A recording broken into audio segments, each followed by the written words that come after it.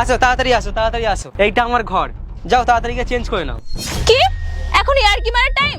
তাড়াতাড়ি চলো, তোমার বাড়ি চলো। বলছি এইটাই আমার ঘর, আসো তাড়াতাড়ি আসো। এটা তোমার ঘর মানে? দেখো, আমার সাথে ইয়ার কি মেরো না। আমার সাথে একটা বান্ধবী আছে, ও কি ভাববে বলো তো? কি রে, তোর বরের নাকি 2-3টে ফ্ল্যাট, কোটি কোটি টাকার মালিক, আর শেষমেশ নাকি এইটা? বাবা, দেখেই কেমন গাটা ঘিনিয়ে উঠছে। কি করে থাকবি এর মধ্যে? শোন, তুই রাগ করিস না। আরে ও ইয়ার কি মারছে। এই তুমি আর ইয়ার কি মেরো না প্লিজ। চলো না, তোমার বাড়ি চলো।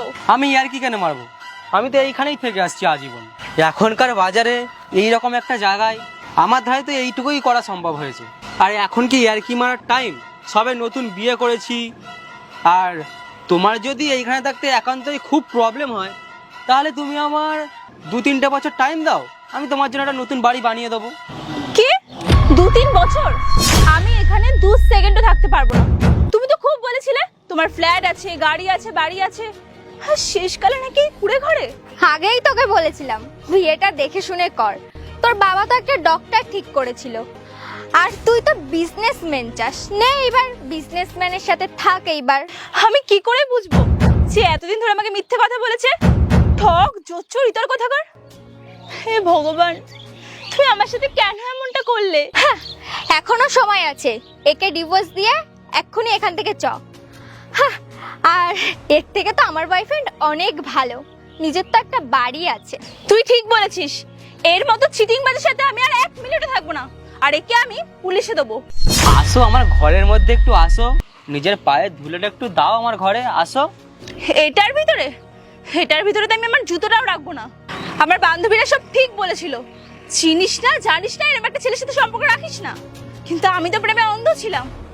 কিন্তু এখন আমি বাড়িতে যাব কি করে? আর বাবা মা কি বা মুখ দেখাবো কি করে? কেন তুমি বাড়ি যাবে কেন? তুমি আমার ঘরে আসো। হ্যাঁ, এটা বাড়ি, এর থেকে তো মানুষের বাথরুমটাও ভালো হয়। তুই ঠিক বলেছিস। এই শোনো, আমি আর তোমার সাথে কোনো সম্পর্ক রাখবো না, আর তুমিও আমার সাথে কোনো কন্ট্যাক্ট করার চেষ্টা করবে না। চল এখান থেকে। স্যার আপনি তো সাইডে আসেন না? এতটা দেখ রে ভগবানের দর্শন। আর ম্যাডাম আপনি? সাইডে এসেছে মানে? ওর তো এটাই ঘর, ও তো এখানেই থাকে। আরে এটা কেন স্যারের ঝাড় হতে যাবে? এখানে আমার লিভাররা থাকি। স্যারের এত বড় প্রজেক্ট হচ্ছে, তাই স্যার দেখতে এসেছে। আজকে আমি এখানে এসেছি অন্য কারণে। তোমার মতো লোক থাকলে আমার আর সাইডে আসার দরকার আছে?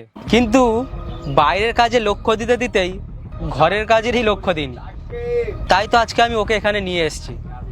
আমার বাড়ি গাড়ি টাকা পয়সা দেখে ও আমাকে বিয়ে করতে রাজি হয়েছে, তা আমি একটু পরীক্ষা নিয়ে দেখলাম।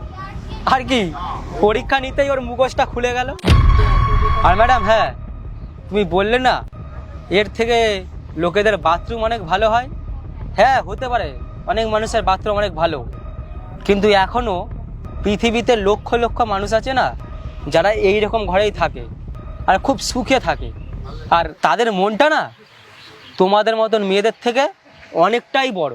দেখো বুবাই, তুমি ভুল ভাবছো। ব্যাস, আমি সব বুঝে গিয়েছি, আর আমি কোনো ভুল ভাবছি না। তোমার আসল রূপটা দেখার জন্যই আমি ওই নাটকটা করেছি। আর হ্যাঁ, আমার সব বন্ধুরা বলেছিল তুই একবার ভালো করে চেক করে নে ও তোর টাকাকে ভালোবাসে না তোকে ভালোবাসে। আর কি, চেক করতেই তোমার মুখটা পুরো সামনে বার হয়ে গেল। দেখো বুবাই, এরকম একটা ভাঙা বাড়িতে আমি কি করে থাকবো সারা জীবন, তুমিই বলো। আরে ভালোবাসা থাকলে না ভাঙা বাড়িকেও রাজমহল করে নেওয়া যায়। ভালোবাসার মানুষটা যদি মেন্টালি সাপোর্ট পায় না, তাহলে পৃথিবীর সমস্ত সুখ তোমার পায়ে এনে দেবে। আর টাকা টাকা তো আজ নয় কাল চলেই আসবে।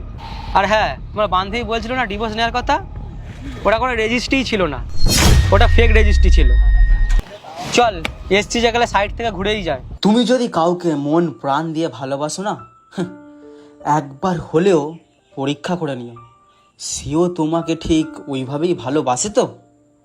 গল্পটা কেমন লাগলো অবশ্যই জানিও, নতুন হলে ফলো করে দিও, আর ভালো লাগলে অবশ্যই শেয়ার করে দিও। চলো টাটা বাই বাই, ফের পরে আসছি একটা নতুন ভিডিও নিয়ে।